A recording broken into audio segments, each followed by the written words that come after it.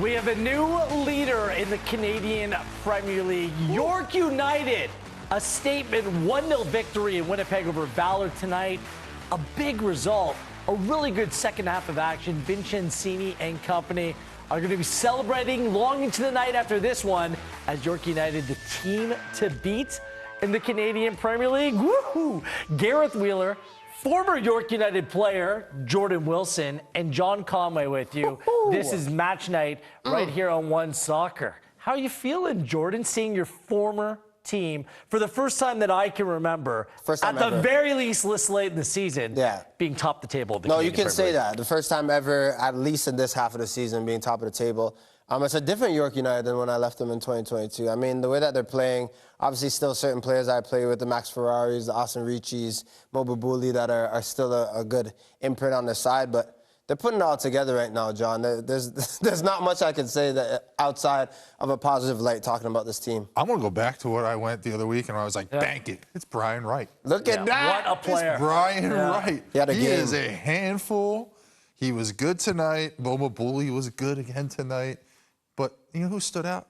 Vincenzini. No kidding. The goalkeeper, praising the goalkeeper. But with good reason, let's be honest. We're 18 weeks into the Canadian Premier League season, 10 more weeks to go. Some big results. Cavalry have now won 3 in a row, and they scored 3 in a game for the first time this season. 3-2 winners over Halifax.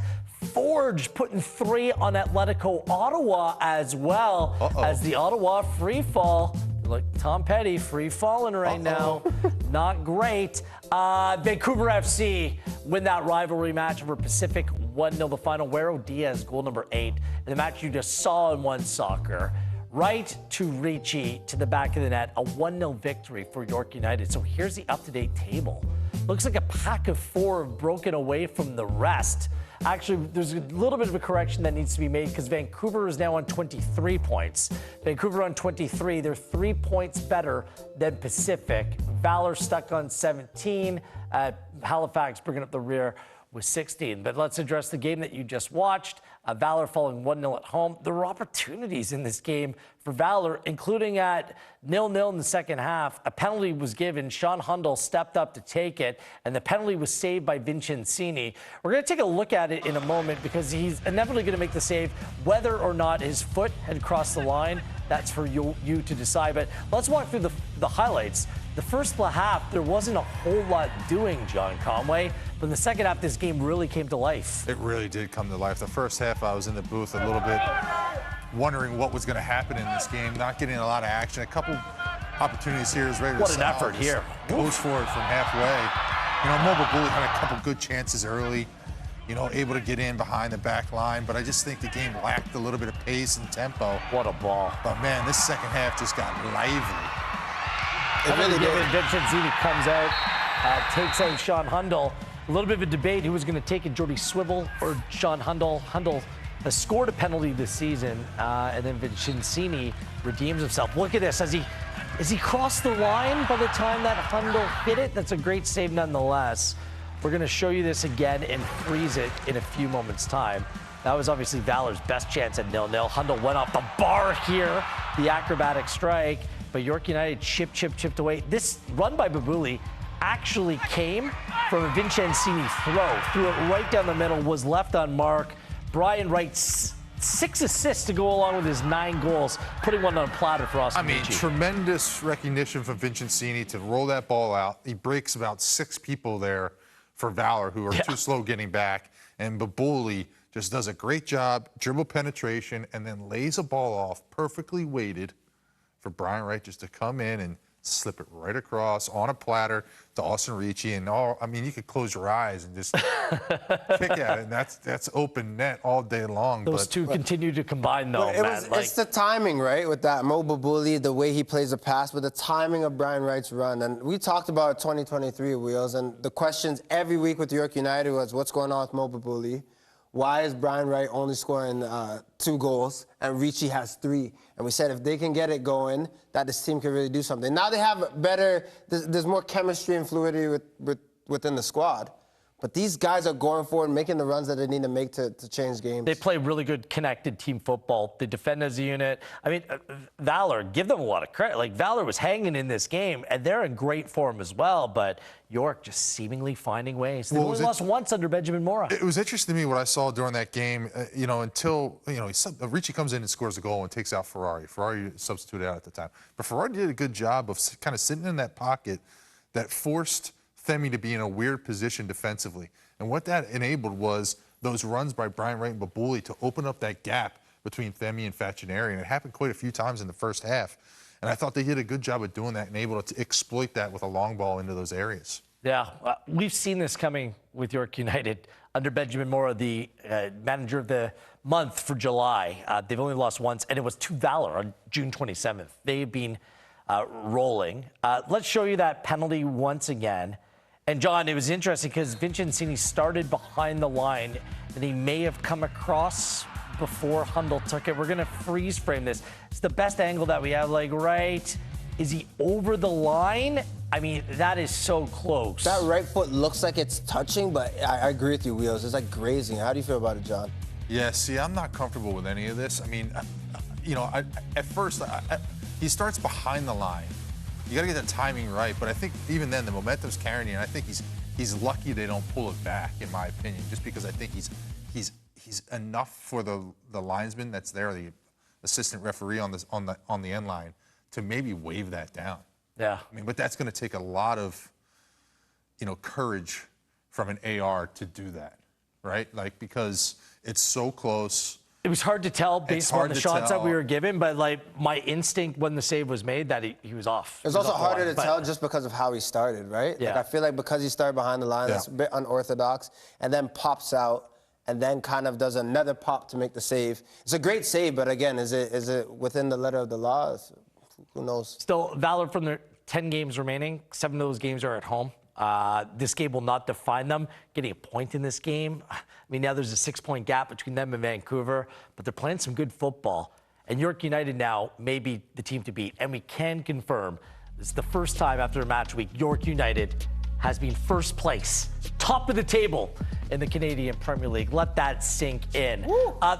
It seems like there's this group of 4 that will occupy the top 4 spots in the Canadian Premier League. I'm not sure if you guys agree. Yeah. And then the other 4 competing for the 5th and final playoff spot. These are the run-ins for the top 4 teams as they stand right now in the Canadian Premier League. Do you kind of agree with that sentiment? Yeah. There's 4, then 4? I feel confident about it. I think, honestly, with those 4 teams, though, you could scramble it anyway, and no one could call you silly or crazy right now in August.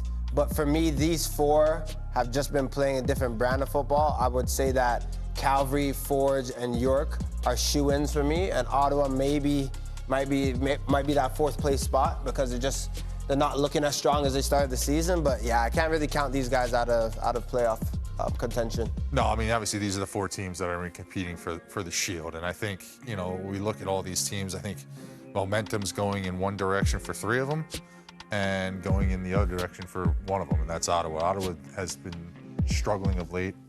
Last night we talked about Adam Jenkins was on the call with me, and he used the term listless, and that's kind of what they look like. They're just a team out there just kind of floating and trying to get by. I just feel like they're lacking some real gusto in anything that they're doing, and a 3-0 beat is a tough beat. Let's show you the highlights from that game. Saturday night special for Forge fans, a 3-0 victory over Atletico Ottawa. Good contingent of Ottawa fans made the trip down to the Hammer, where they saw their side, simply put, get hammered. Tristan Borges started the party. Aliman Cisse wrapped it up, but in between, I mean, this is a streak now, 1 win in 6 games for Atletico Ottawa, 2 wins in 9. This team stormed out of the gate with a collection of brand new players, really good players as well. But they're struggling collectively, Jordan Wilson, to find their way. Yeah, they are. And I just want to talk about our finish from Aliman Cisse because that is not an everyday finish. It's very right touch to get it down, but the left get foot richer. chip. Yeah, and I just look at Ford, a big game team. They always show up when it's time. But Ottawa, we talked about it, won the offseason coming into this season, had players that have so much personality coming into the squad, but there seems to be questions about the chemistry. And whether they're all getting along. Because for me, It's not so much if you're scoring and finishing games. There should be certain players, certain guys that step up and say, hey, let's get things done. Maybe it's not a win, but it shouldn't be them looking like this at this point in the season. I think so. Yeah. I think that's something to be mentioned. You said it at the start of the year. Maybe, and I think also, too, I think with their team, we said it before, that you have to sacrifice certain parts of your game if you're going to be on a team with so many of similar players, but so many talented players as well, right? Like the working man. I'm looking at this team, and they're all players that maybe would want it, and you saw in the beginning of the season it worked out. But you have to refresh things at times and get back on the same page. Yeah. You know, I looked at Manny Aparicio coming back in. I thought maybe he made a difference maker. Obviously, they've been struggling the last couple games. The other big thing I look at is that Ruben Del Campo hasn't gotten on the scoreboard of late. And when he hasn't gotten on the scoreboard, they've lost those games. So I think they really need to really find out what's going on in amongst that group. Blue Tabli was substituted off last night. He had a couple chances early on. You know, it's interesting. I thought defensively on the 2 goals they gave up, I thought Didic didn't do a real good job of closing it down. He gave enough space to Ampoma to get shots off. The first one, Yesley parries into a juicy position for me, for Borges to finish. And the second one, you know, he's close enough to block it, but I think there was gaps in front of the back line that Forge was able to take advantage of. Last 3 games, they played Cavalry, they played York, they played Forge. They lost all 3. Combined score of 9-2. So defensively, I mean, Ingham, Yesley, it starts there, and it builds out. I mean, that's the headline, the Ottawa loss. I mean, Forge now 7-1-1 at home this Canadian Premier League season. Fair warning to the rest of the teams that may be playoff bound in the Canadian Premier League. You don't want to have to go through Tim Hortons Field. And Forge are now putting themselves in a position where it will go through Hamilton. And that means trouble for everyone else. Absolutely. I mean, they built this thing into a fortress now, right? So there's no reason why anybody would want to step foot in there with their lives on the line at the end of the season. The treble? Treble?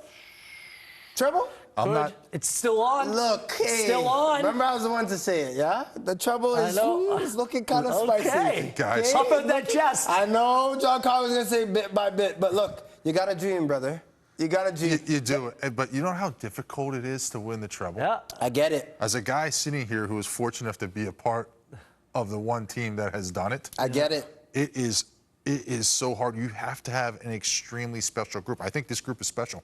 They've been building to this, right? It's been years in the making for Bobby Spear and Iotis getting this group to where they're at.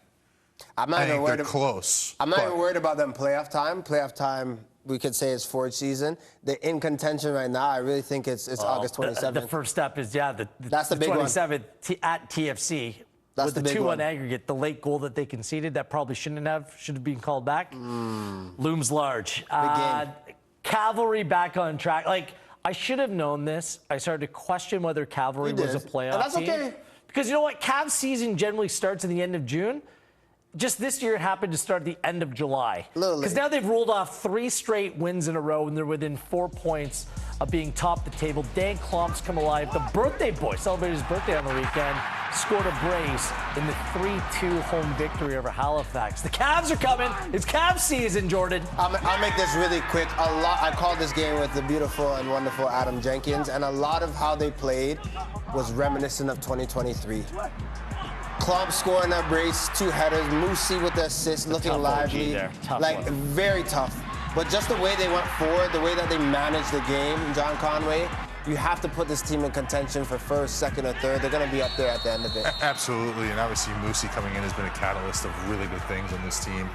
I think he's done that before in the past, and now coming back from injuries, he's doing it again. And, you know, I was a little hesitant about this team with the amount of ties, but they're now rolling those ties into really commanding victories and looking good. And I wouldn't put it past them. They're going to be there in the end. By the way, center back Dan Nimick has like 7 goals in the season. 6 have come from penalties. 6 are pens. 6 pens. Halifax gets pens. Look, and they're still bottom of the table. They still have games in hand. But games in hand are only good if you can go out and take advantage of that. And thus far, Halifax still have a hole to climb out of. And Cavalry on the ascendancy here. The final match of the weekend, Vancouver FC took a big step towards playoff qualification. I mean, this is the proverbial 6-pointer, right? Yeah. They went on to win this game. 1-0 was the final. Wero Diaz with the winner against the rival in Pacific. Look, that's the story. Vancouver finally set things straight after a really difficult few weeks. But Pacific and the lack of punch in their attack is horrific. Like, they have 14 goals in 17 regular season games this season. Wheels. 14 goals scored in 17 games played. I mean, that's a real headline. And this guy, Diaz, who now has 8 goals this season, the former Pacific player, what Pacific would do to get him back wearing purple? I mean, I'm looking at Pacific FC. I couldn't tell you what is their brand of football going forward. I don't want to beat them while they're down, but are they a team that like to cross and get numbers in there? Are they a team that likes to go and play between the lines? When it gets to 30 yards from the opposition's goal, I wonder who's going to do anything. And I know there's quality within the side. They need to pick it up now. They cannot wait any longer to get things going. You can't score, you can't win. I mean, bottom line. And you need to score goals, and they're not doing it. I mean, they need to find a way to spark something. And you're talking about 30 yards from goal. What is the plan? What is the actions that are going to get you those goals? And I don't know what it is. And we are so right. With Vancouver, there are matches where, yeah, you win 3 points, but it really feels like 6. Like that push, you just saw them go like this in that table, and now they can flirt with that playoff spot for sure. Yeah, I mean, Pacific, I watched them play. Everyone comes back to the ball. There's no threat over the top. And, you know, as a defender, just play with the game in front of you, right? It's like way too easy. So an eventful week in the Canadian Premier League. We'll continue to take this forward.